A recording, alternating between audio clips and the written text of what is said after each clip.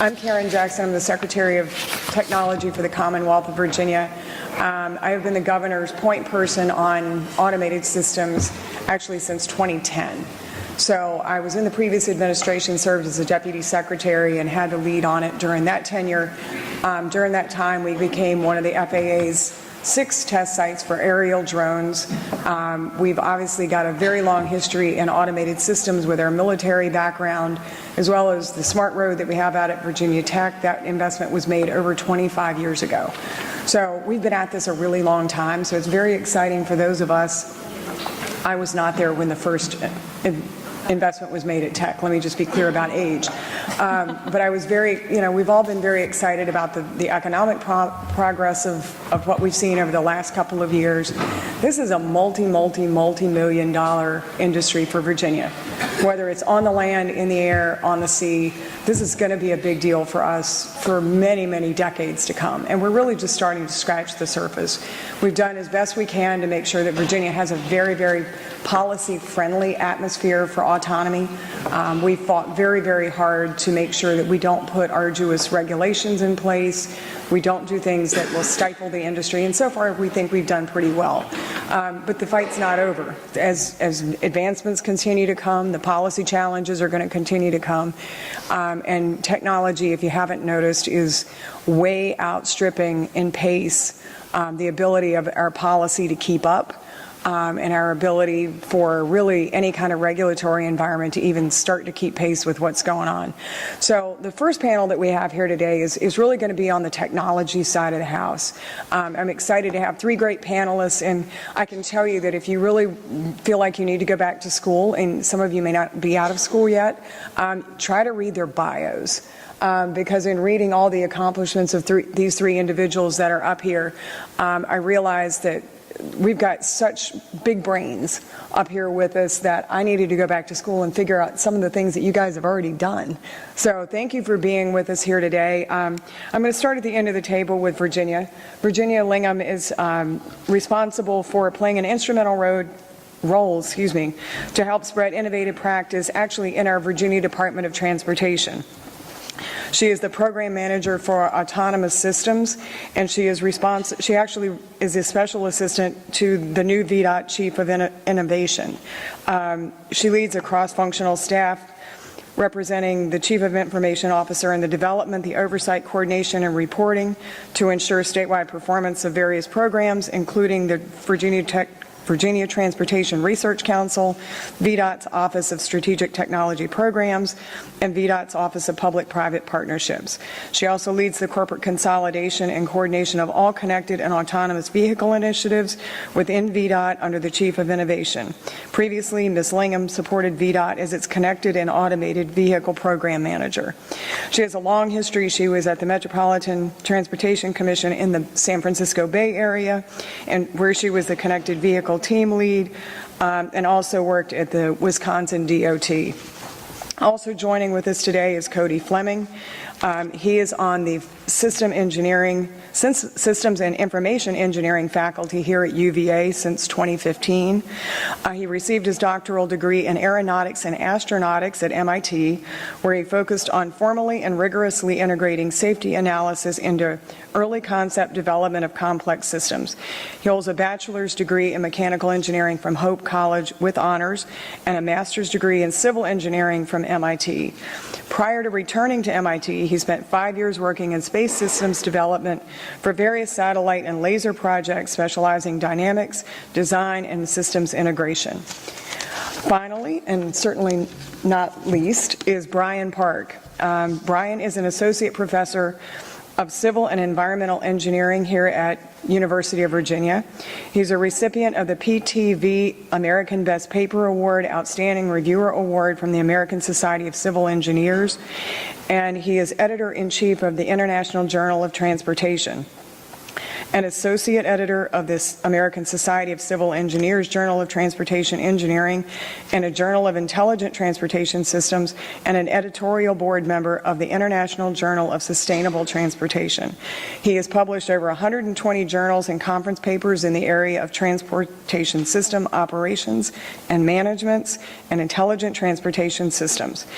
His research includes cyber-physical systems for transportation, connected and automated vehicle safety assessment, microscopic simulation, model application, and transportation system sustainability. Please help me join our auspicious panel, welcoming our auspicious panel. So the question that we're all here today to answer is technology. How might cars and their management systems change over time? And so, Brian, I'm going to turn to you first and let you kick off the discussion. Oh, okay, so my panel has established their own order, and Virginia's going to go first.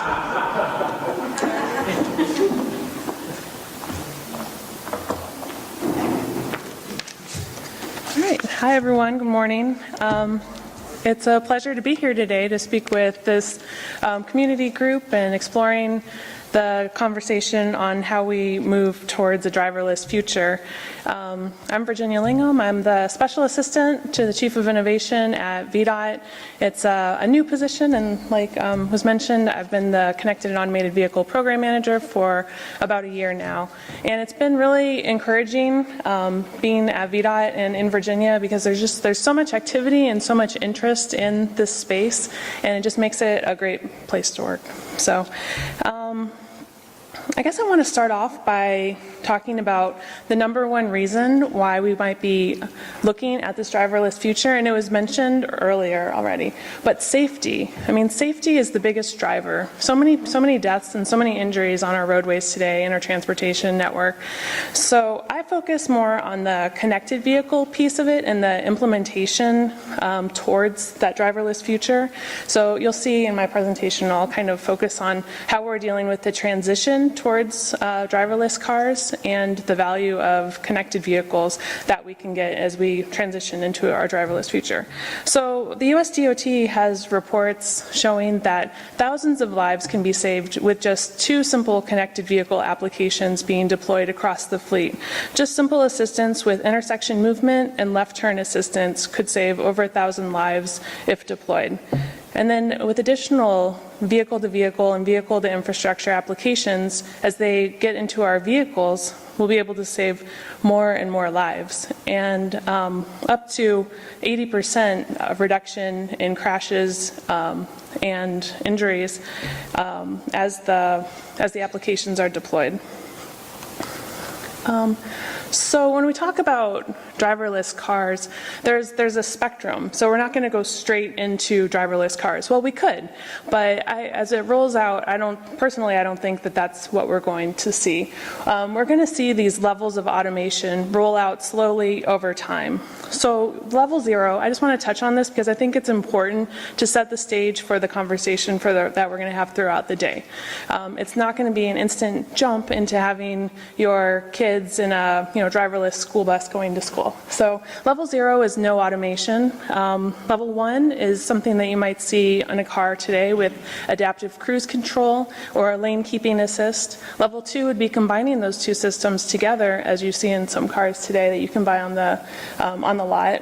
Level 3, Audi announced a car that would be able to do level 3 automation, so that's limited self-driving or limited automation on certain roadways. Level 4 is that more of the whole self-driving capabilities, but only in certain situations on certain roadways where the driver would still be expected to take control of the vehicle. And then level 5 would be the fully self-driving vehicle that you just get in and it would take you to where you need to go and you don't need to interfere at all.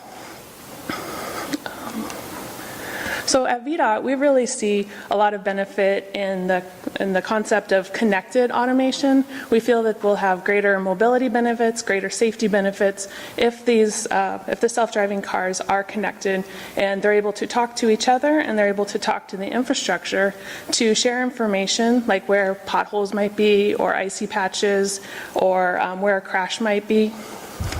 So we're really committed to that concept. And then a lot of people, a lot of agencies, a lot of even just the community are wondering, what do we do? How do we prepare for our driverless future? How do we prepare for connected and automated vehicles? And I really like this graphic that the Governor's Highway Safety Association prepared. And they said the number one thing is to be informed. So attending events like this today, participating in webinars, reading news articles, just staying on top of the conversation is one thing to do. That's really important. Second is if you're in an agency or part of different groups, is just to really be a player, be active, be engaged.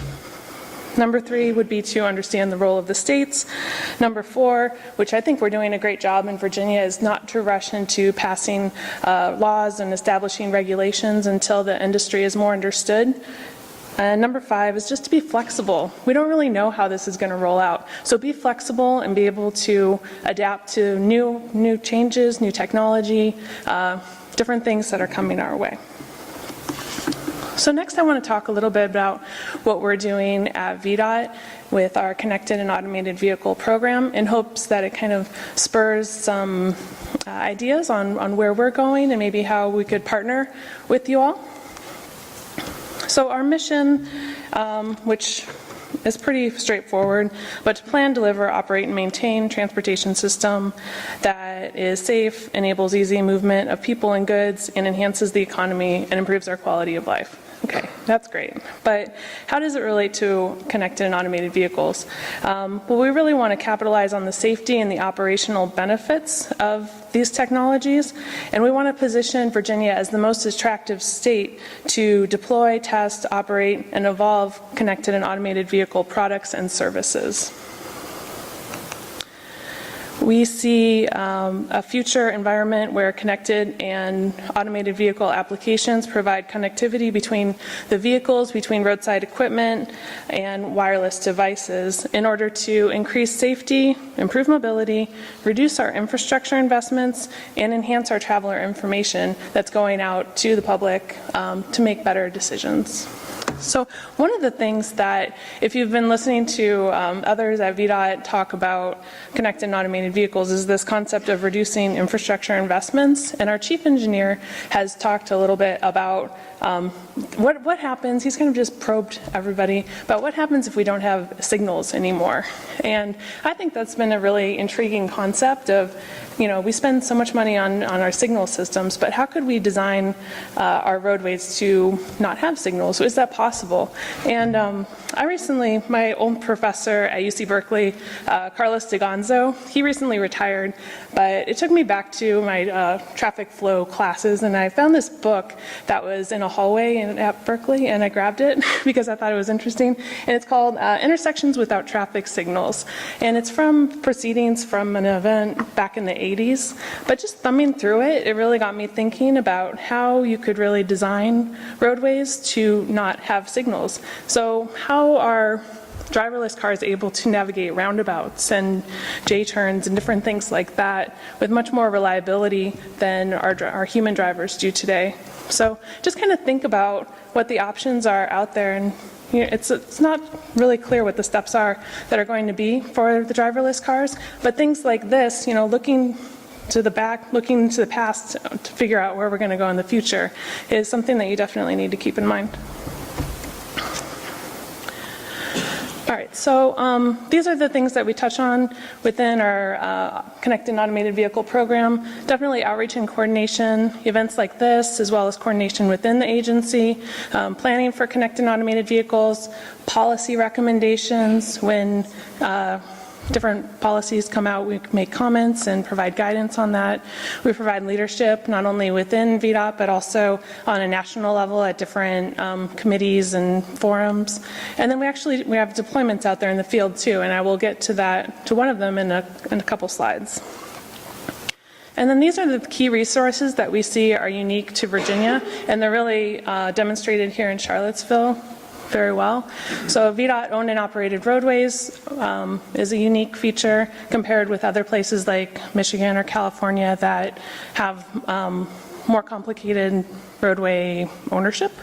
An open for business regulatory environment is really important. We have a mature and robust cloud-based data services.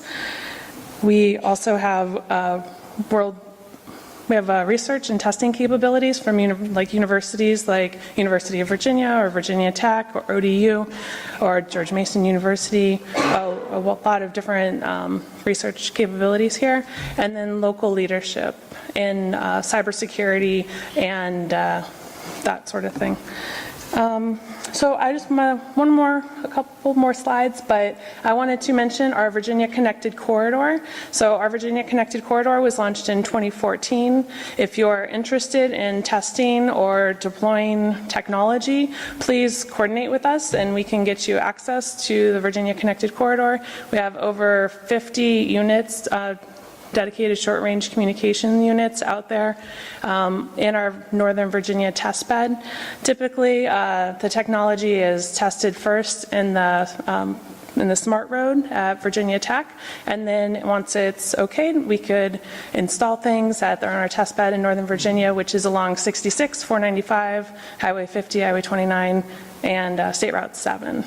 So I just wanted to give a little plug for our Virginia Connected Corridor and encourage if any entrepreneurs or developers are in the audience to reach out to me and we can get you more information about them. So what's next? You know, it could be these dedicated roadways with connected, automated, self-driving vehicles in them that are, in an eco lane or speed harmonized, maybe even charging on the roadway as they drive. I think that this slide is good because it shows that we will have a mixed fleet. I think it's safe to anticipate that we'll have a mixed fleet for quite a while, so we need to plan and anticipate that. It could be situations like this, more like a campus environment where you have shared automated vehicles or pods helping with mobility on like low speed type environments. But one thing's for sure is that we have to remain flexible within VDOT and within the Commonwealth to be able to accommodate whatever comes our way. So, thank you.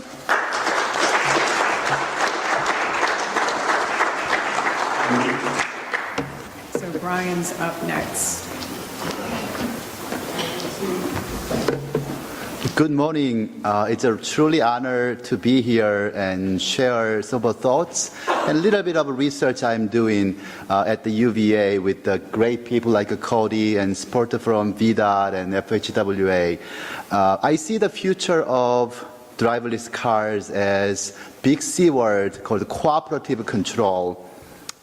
Before I talk about some details, this is what's happening of impact of transportation. We spend billions of hours on the road, waste of time, and the study estimates every commuter, every day they commute, they add up to the total time wasted for commuting because of delay. It adds up to about 36 to 38 hours. So if we make roads without congestion, every commuter will have 1 week worth of vacation time. We know about greenhouse gas emissions, and crash is just miserable and costing not only just lives, all the cost involved with it, and then griefs goes with it. So anything we can do improve safety is a big deal, and still we have about 32,000 people die of crash on the U.S. highways every year. So anything we can do to make it safer. As Paul clearly mentioned in the morning, driverless car is safer. I'm going to show you why a little bit. As I said, a big C word, I think the connected and automated vehicle has a cooperative way of doing it. If you think about, say, traffic light, when you are a little bit mature, traffic lights were doing pre-timed. They have a set of time based on historical traffic volume, and they don't adjust based on how many cars are coming. And throughout the 80s and 90s, with the technology development, we actually put the sensors on the road. We start knowing where cars are, and most of the intersections in the US, over 90% of intersections are what we call actuated. It can do reactive way of responding your needs. So at close to midnight or very light traffic conditions, you are the only car approaching at the intersection. And if you wait about 4, 5, 6 seconds, you will get the green time, knowing that the other no cars are coming. So that's great, it's a reactive, but it has limitations. If you can talk to each other, cooperation could give you a lot more benefit. So the connected and automated vehicle has an advantage. You can automate the vehicle knowing what's going on, and you can also talk to other cars and other infrastructures. So you could cooperatively control, I'm approaching at the intersection, get me a green, just like those emergency vehicles getting green time right now. It's doing a little bit of two-way communications. So it has a great potential to know what's going on nearby and also talk to each other to make a better cooperative control. So this is an article back in 2004 in the Control magazine. And this research obviously dedicated to know how school of fish is doing this. And it's all mathematical way of doing it. And at the end, to me, the answer is, if humans are not having their own egos, we could probably do this. And this was proven in actually a small city called Christiansfeld in Denmark. They decided to get rid of all the signs and signals. And people thought this could make disaster, but they have to actually do some sort of eye contact. Hey, I'm approaching at the intersection, and you wait for me, I go first. They show that over the time, number of crashes are much, much reduced. So this sort of cooperatively controlling could have a huge benefit. So I'm going to show you a short video clip doing this. This was actually a movie, a director actually made this to show. Maybe go about 10 seconds later, and it's all coordinated, including humans, bicyclists, cars, trucks, and those. They could do this cooperative control in real world someday, not now. So that's a potential, as Virginia mentioned. If we could remove traffic lights at every component of the system, including bicyclists and pedestrians and cars, cooperatively control, this could happen. This is the research we have done here at UVA with the Oak Ridge National Laboratory, NJIT at the New Jersey, and DGIST in South Korea. So we developed the algorithm without egos. Cars can communicate, cars can have sensors, so they are creating conditions of trajectory adjustment and make sure that when they go through intersection, those approach makes conflicts, they adjust accordingly to make this intersection control happen. Obviously, this will give a huge advantage of fuel savings, travel time savings, get rid of those waste of the delays, and that could give more time for vacations, obviously. So, obviously, it depends on number of cars and conditions, but definitely over 50% reductions, higher reductions in travel time, greenhouse gas emissions, and fuel consumptions. So future, with this automated vehicle, having communication with each other with the cooperative control, we have huge promising advantage compared to what we have. As a few of the people mentioned about, will driver's car be safer? I think so, because poor lady, I think she's just doing that. She's not really doing texting or while driving. Study shows that while driving, your texting thing, it's 3 times more dangerous than your DUI conditions. It's basically taking your eyes away, doing other things, thinking different things. Really, really dangerous. And research done in about cause of crashes, could be possibly roads are bad, could be cars are not good, and a lot of times drivers are not paying attention to it. So this was a study done back in 1979. They have not done it since then. They know this is true. Everybody agrees that 93% of crash or similar range, even in the current days, are mostly due to human behavior. You're not paying attention to it. That's one big cause of crash. So if we have a car who does not need to have a driver's behavior on response and reaction times, we could have a lot better, safer conditions. Human reaction time depends on how you are alerted, varies from 0.56 seconds to a couple of seconds. And that time, if you are traveling at high speed, there is a potential of crash. But if cars can think by itself and controlling, especially if they can cooperatively control, and they can actually avoid a lot of potential crashes. So I definitely see, based on the human behavior errors and the response times and reaction times, driverless car having good sensors, while it has errors, is obviously vulnerable to cyber attacks and malfunctions, but still better than human drivers. I'm going to touch on the technology side of driverless cars, and you probably know Google's driverless car. They have a company, they have a small company start making it now. The technology used in this is obviously top of the notch. The cost of having this sensor, it's called the 360-degree LiDAR sensor, is probably twice as expensive as the car itself.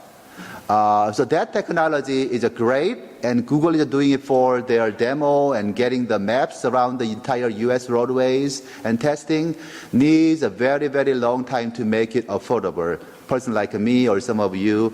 So Tesla has started doing autopilot, and their sort of mission is clear that we want to make it affordable that can actually used even nowadays.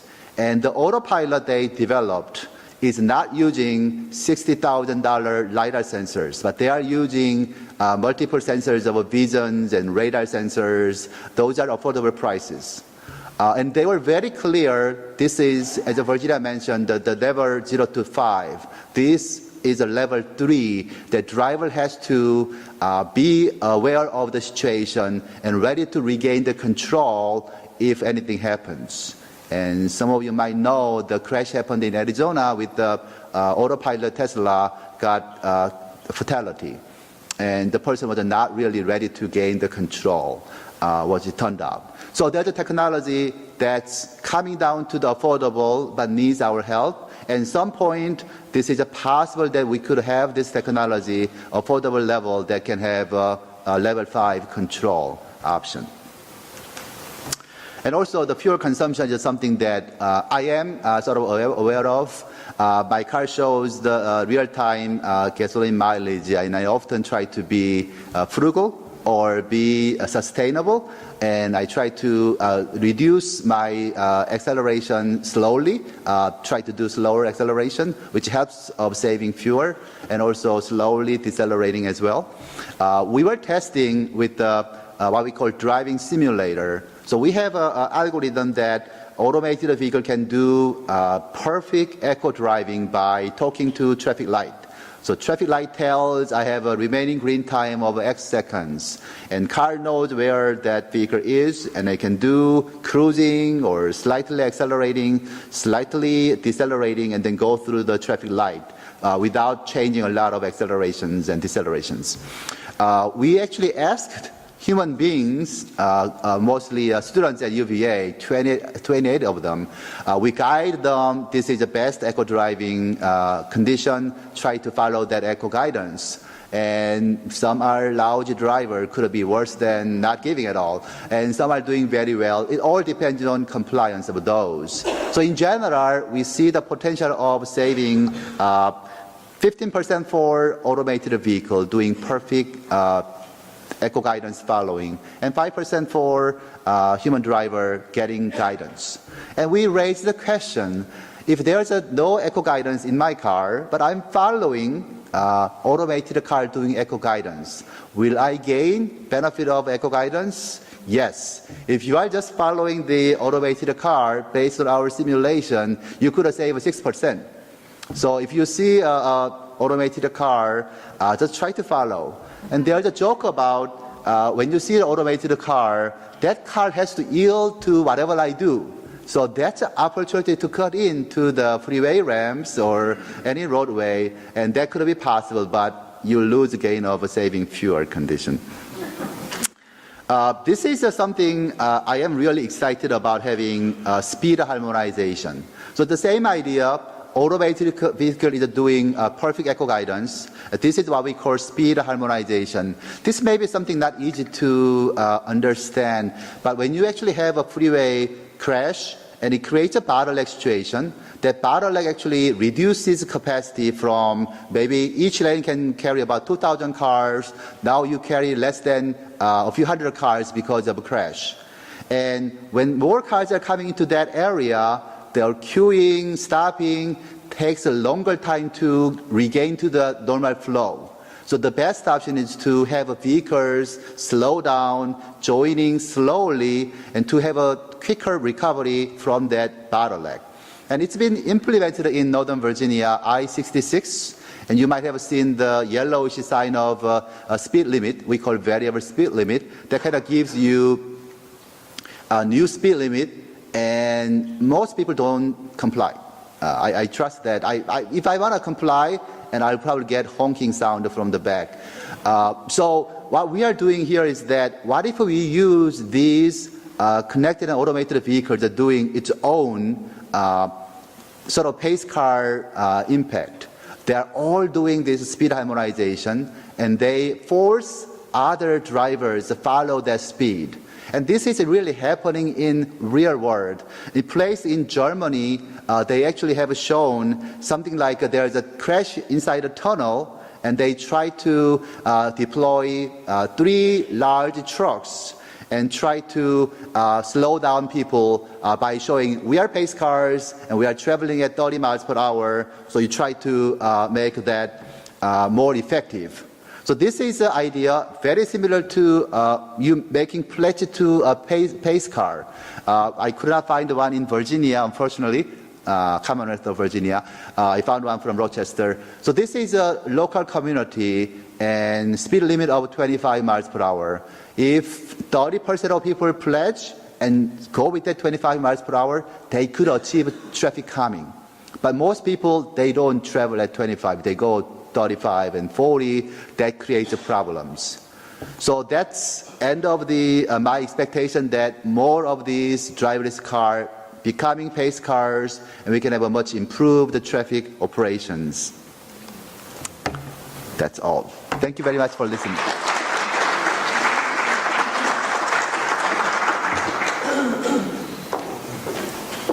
All right. So I want to talk about 3 things roughly. First, I'm going to assume that many of you don't actually know how these cars work. So I'm going to give you like a 1-minute baptism into, and just to try to understand a little bit. And then, of course, you can go out to and test one of these out. And it'll be roughly doing what I show you.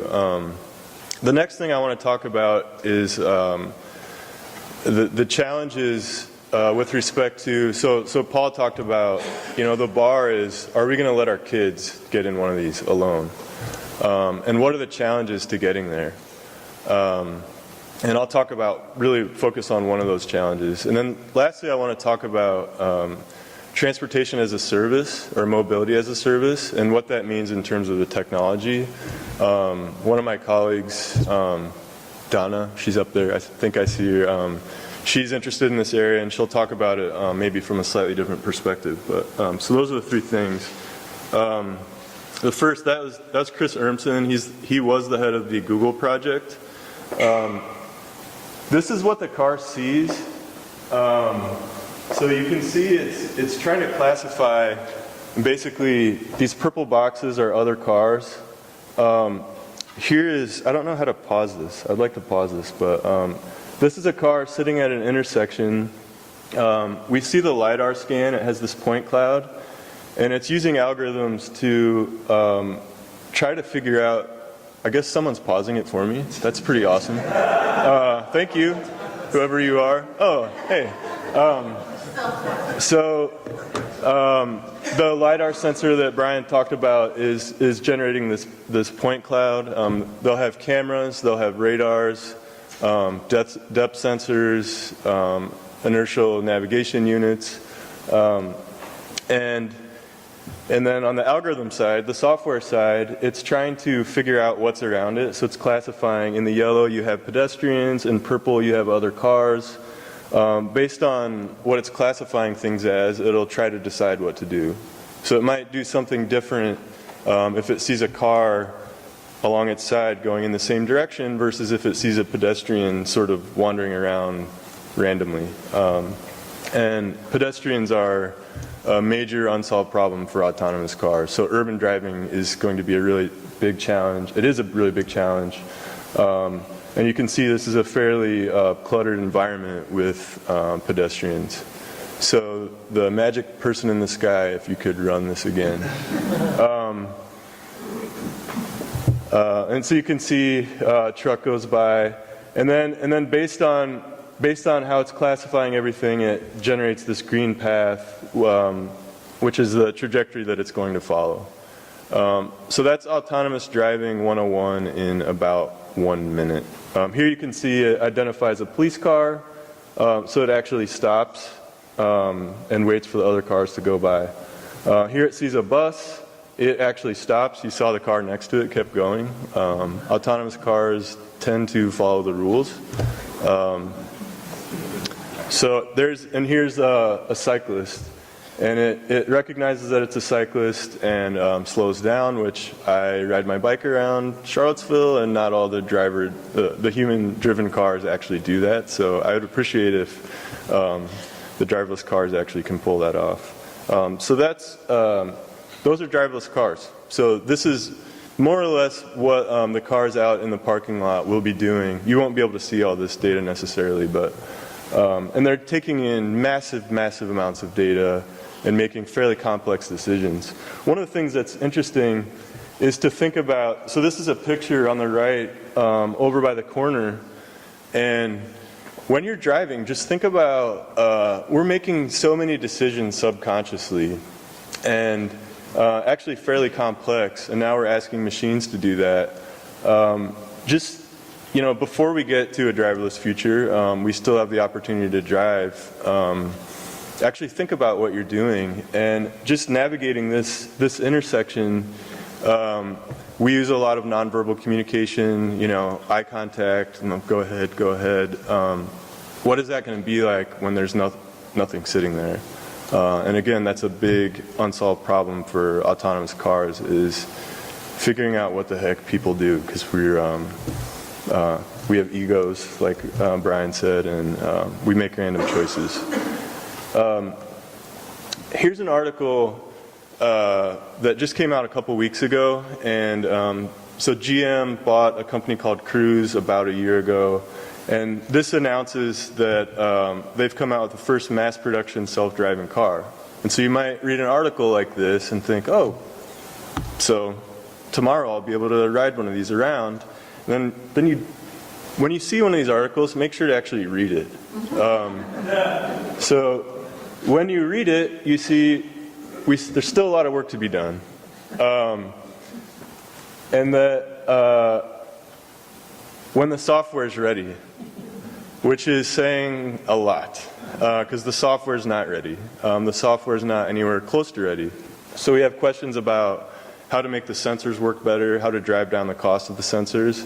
But in my opinion, the big underlying challenge is how do you make decisions on what to do in real time? And so with that, I'm going to change gears slightly and actually give you all a quiz. So what is this? What do you think this is? Social security number. So whoever said that, you get an A. So why am I talking about a social security number in a driverless futures talk? What is this? Credit card. Good. So you're all getting an A. What is this? So it turns out to be a pretty good credit report. So is everyone familiar with what happened? When was this? I lose track of time. Recently, a week ago? Announced 2 weeks ago, happened several months ago. Yeah, it happened several months ago, but came out in the news. So why am I talking about credit and social security numbers? Any guesses? Hackers. So this is a big problem. If you're going to drive around in a car that has a bunch of computers running. What started as an ordinary So I don't want to freak you out too highway much. I can't see anything because... quickly turned terrifying for Andy Greenberg Okay, hold on tight. Hold on.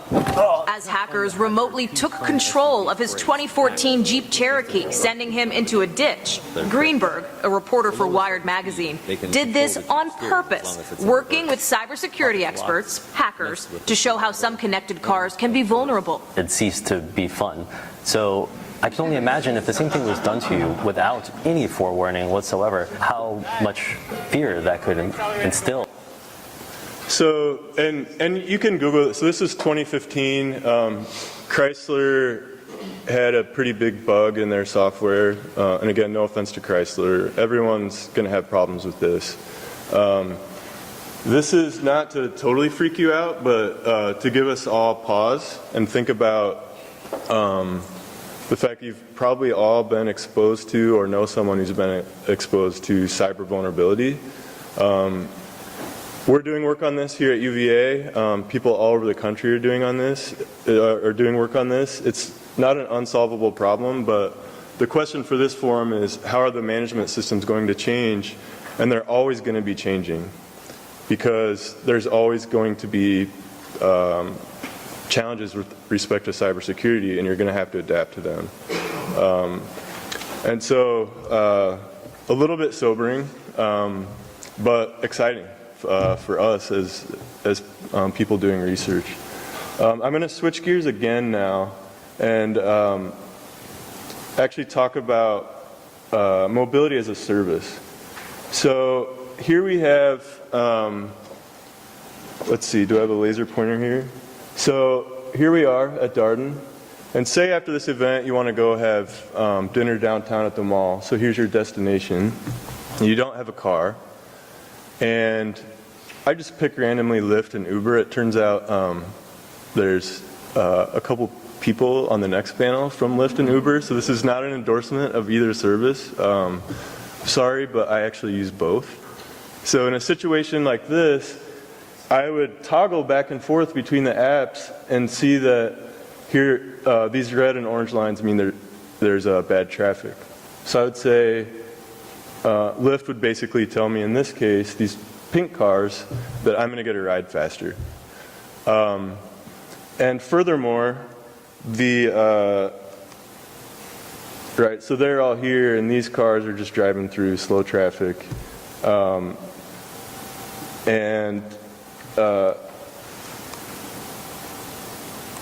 And so what are the management systems going to look like in the future when right now I get to potentially choose between different services? There's a possibility of the future where instead of owning a car, you subscribe to a service, just like you subscribe to a phone. Are you going to subscribe to more than one? If you subscribe to more than one, how are these types of companies going to compete for your market share and deal with a situation like this? And how would you choose? What's a better service? How much will you pay?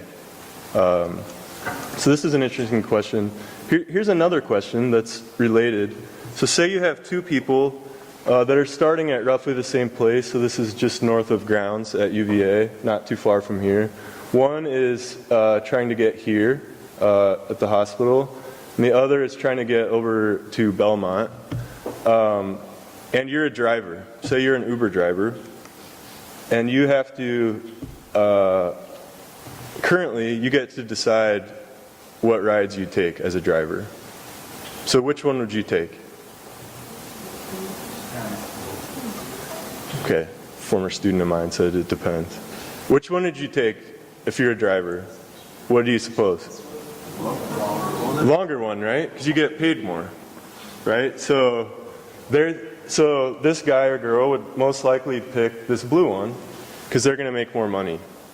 Now, what if this is an elderly couple who is trying to get to a medical appointment at the hospital, and this is a young person going to have lunch at a fancy place in Belmont?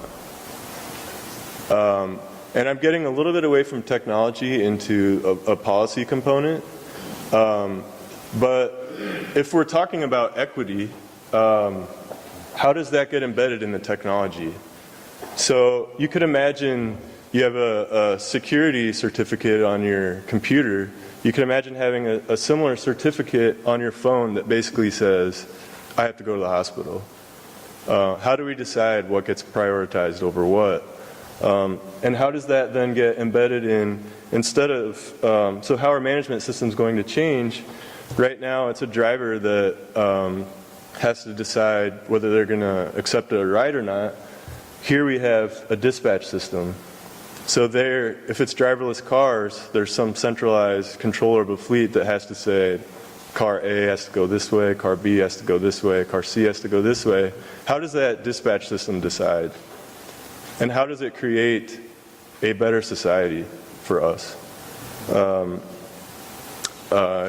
Lewis mentioned that I engaged with a couple different stakeholders in the city, and we engaged with senior citizen communities and single parents. How does that information get encoded in the technology so that these fleets of cars are doing something that we consider to be equitable? And then lastly, Paul kind of stole my thunder this morning on this, but what would it take for you to put your kids in one of these cars? And from a technology perspective, how do you know that the kid is actually in the car? You might be able to track the car. Can you track the kid? How do you match them together? So these are open questions. Right now, one thing that's interesting, if you've taken an Uber at a big airport, there's all these people waiting for Uber, and there's all these Uber cars coming in, or Lyft, sorry. And you're making eye contact, and you're trying to figure out, yeah, it's me, it's me, it's me. What's that going to be like if there's no driver? It'll be interesting. So I'm looking forward to the future. A lot of fun from a research perspective, and hopefully it'll be good for the city. And with that, I think we're open to questions now, right? So we're going to take a few questions here.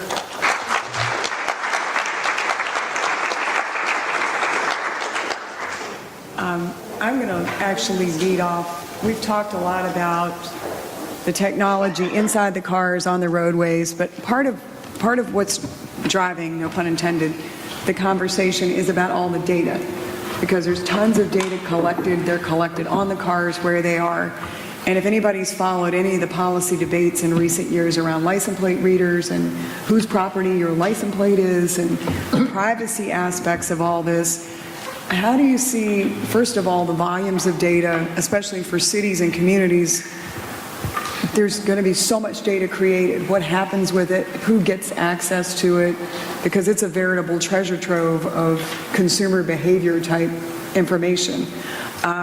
So from the data perspective, give us some thoughts on how you see that progressing, what the data gets used for ultimately, and then some of the privacy conversations that you see coming down the path. And Brian, since you're next to me, I'm going to throw that to you first. Okay, there will be tremendous amount of data for sure, because cars will have more sensors. It's called the ECUs. Right now it's probably 7-ish with the advanced cars. It could go up to a couple of hundreds. So car itself knows what's going on everywhere, and then conditions. That could help to ensure safer conditions. And then obviously more sensors could make it robust in case you have hacking on one of the readers. You would know easily that that's probably bad data. Technology seems to be catching up a lot. As you can probably notice that if you go to New York City, there's all the phone booth is now converted into Wi-Fi hotspot, and they are putting the Wi-Fi hotspot in the buses, and they create a mesh network that could carry all the volumes of data network. I forgot the exact numbers, but it's there. But with this driverless cars, it's going to be tremendous. So for now, if you agree that you want to take advantage of those Wi-Fi access, and you agree to share maybe your phone's GPS location and other things, and that possibly in turn into the ways of making profit, they have to make money to run the business. So to me, privacy is a big concern. Maybe I am sort of optimistic in a way. If I recall, when we had a first Easy Pass came out, a lot of people concerned about Big Brother issue, and I'm not going to use it. But if you live in New York area, if you don't own Easy Pass, you are probably close to idiot that because you have to wait long queue.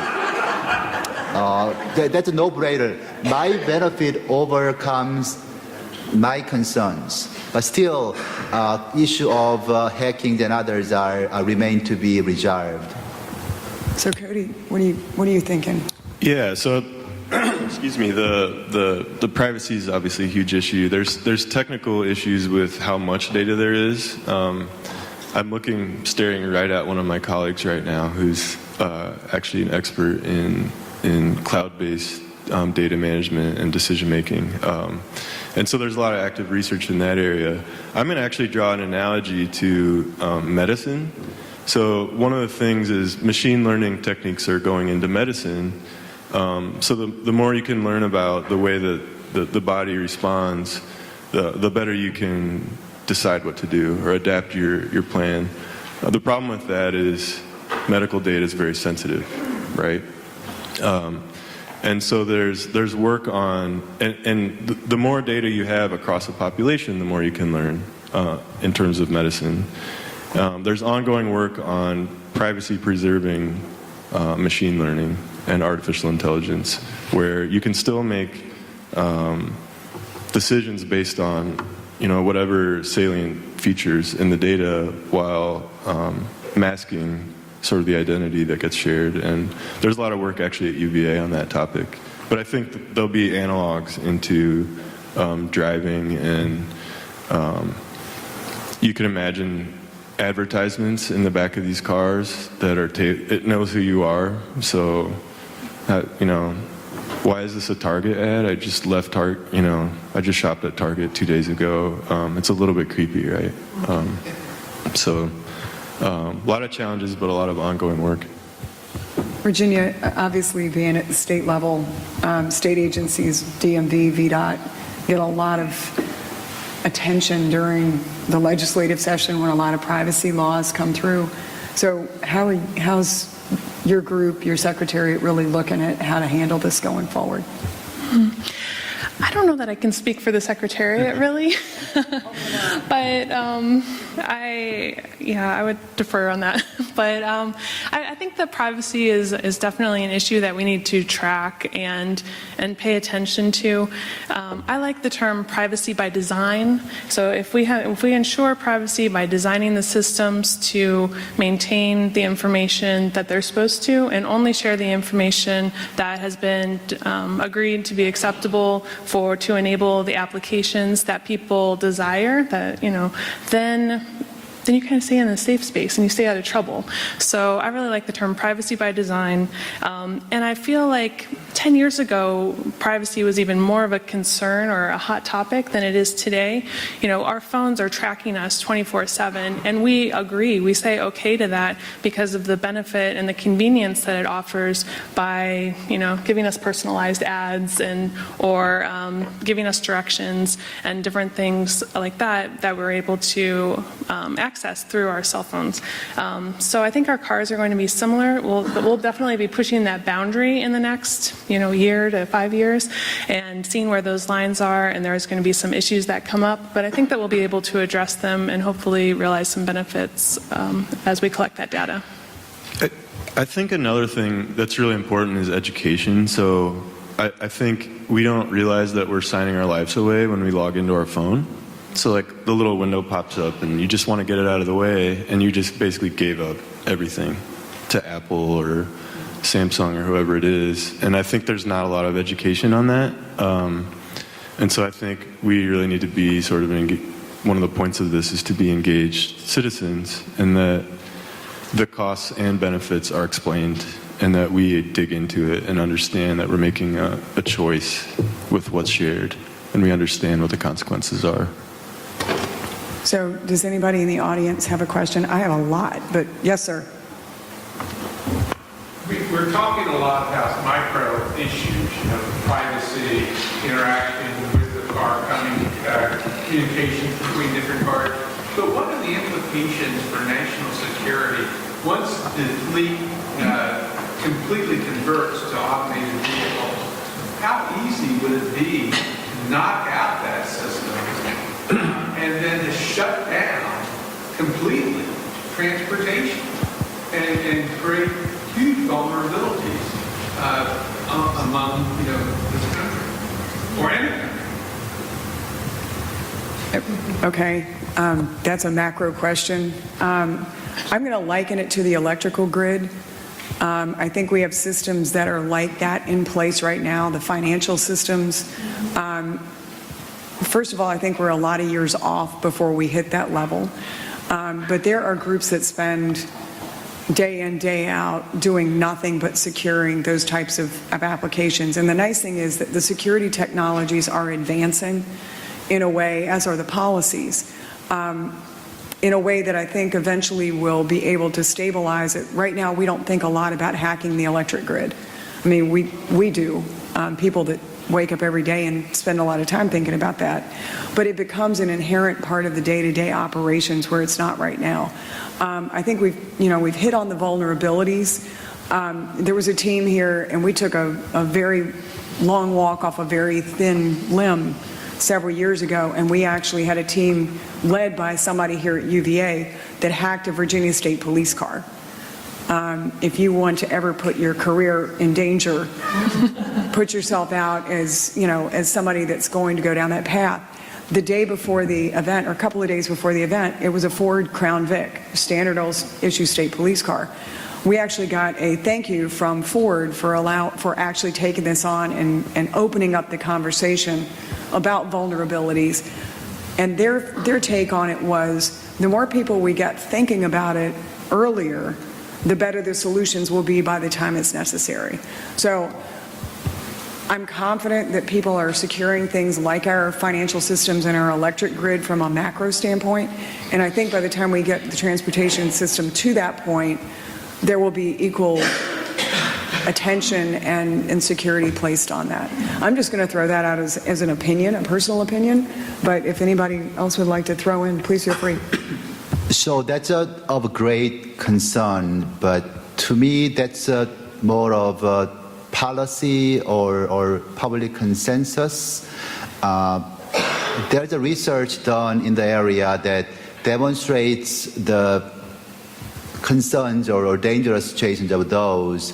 Let me give you one example that House and Senate, U.S. Congress is allowing to have automated vehicle on the road. They decide to exclude the trucks having over 10,000 pounds.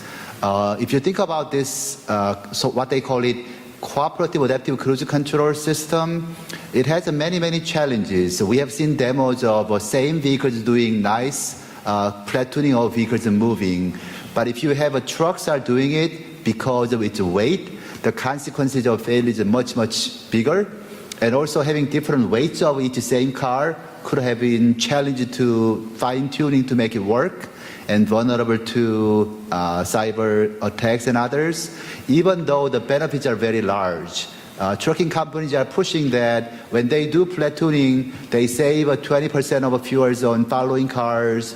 And also with the automated truckings, they can save a lot on the time that they have to wait and rest at the places on the interstate highways.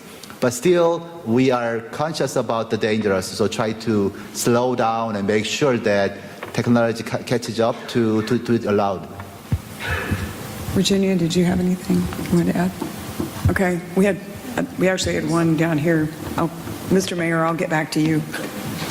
Yeah, there's been a lot of discussion in the media lately about the kind of moral and ethical decision-making and, you know, how will the computer decide who to kill, basically, right? If it has an infinite number of options, but all the top options are bad, how will it choose the least bad option? You know, hit the pedestrian, hit the school bus, go off a cliff. What are your thoughts on that? Who wants to? Cody? Yeah, so those are really interesting questions. So one thing is, how do you decide? We don't, right? It's like, holy crap, I'm about to hit something, and you just, whatever happens, right? And a lot of the autonomous cars now are trained on data, so they're so-called artificial intelligence. So they're trained based on a data set that whoever the designers are thinks are fit. You know, this is roughly how we think the thing should behave. And so in some ways it's up to whatever data set that you're training it on to be representative of whatever ethical consideration. So I'm not absolving the technologists because this is a technology panel. Maybe you can ask one of the next panels. It's an ethical thing, but we don't generally make ethical choices when we're getting an accident. So I wouldn't even know what the data set should be that we're training these systems on. I know one thing they talk about now from a safety perspective, particularly in this area, is hit the deer, right? But most people oftentimes swerve to avoid the deer because they are making that decision. I don't want to kill this deer and hurt my car, but then they swerve into a stand of trees, right? So I think, it's a similar discussion. Again, if I have a pedestrian that's standing in front of me, or I can go into oncoming traffic, right, I might not be able to make it that quick, but then how do I program that logic in, and am I setting a priority list that says, here's the least amount of danger, or what? If I may. So a great question, but one thing technology might help is looking at this as a cyber physical system environment. So if we have an Internet of Things, everyone communicates with each other, not for deer, but possibly later. We know that there's a car A, car B, pedestrian CDs, and they are all possibly cooperatively messaging each other, cyberly connected, and we detect those in advance to try to avoid those conditions in the physical world.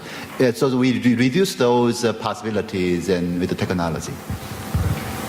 All right, we're gonna take one last question, Mr. Mayor, because we're running out of time here. It's a practical question about, we see all these stories about driverless cars in deployment in these areas, urban areas, driving the country. What's happening with them if all these systems are unfinished? Are they being operated manually, or are they redundant systems? What's actually happening if they're on the roads in Detroit or San Francisco or Washington? In Northern Virginia, I've heard all these stories. Virginia? I'll just take a stab at that, but they're testing. They're gathering data. Test beds are popping up all over the country. Someone mentioned cruise automation. Cruise automation does have the vehicles running around San Francisco at this time, driving driverless, but they're collecting all of the data so that they can refine their decision-making systems that are in the vehicles to be more production ready. So we're seeing more and more prototypes are advancing for self-driverless vehicles and other connected vehicle type applications. So they're not quite production ready yet. Someone mentioned the the adaptive cruise control for trucks. So that is nearly commercially ready, but they're still gathering data, still figuring out what their different use cases are before they feel comfortable and before it's okay to put it out on the road. So that's kind of where we're at. We're nearing that operational phase as we're kind of wrapping up the research phase on some products, while others are more early in their production schedule. And just to close the loop, literally what's happening is there has to be a human driver, and the second they hit the brake or grab onto the steering wheel, the logic is designed such that it shuts off. So when you go out there today and take a ride, there'll be a person sitting there able to take over the car. Maybe that's what you're wondering too. They're not just, there's an interesting experiment now with going on at Virginia Tech where a guy actually wears the seat cover over himself just to see how people would react to there's nobody in the car, but technologically we're not there yet. Okay, well, let's thank our panelists one last time.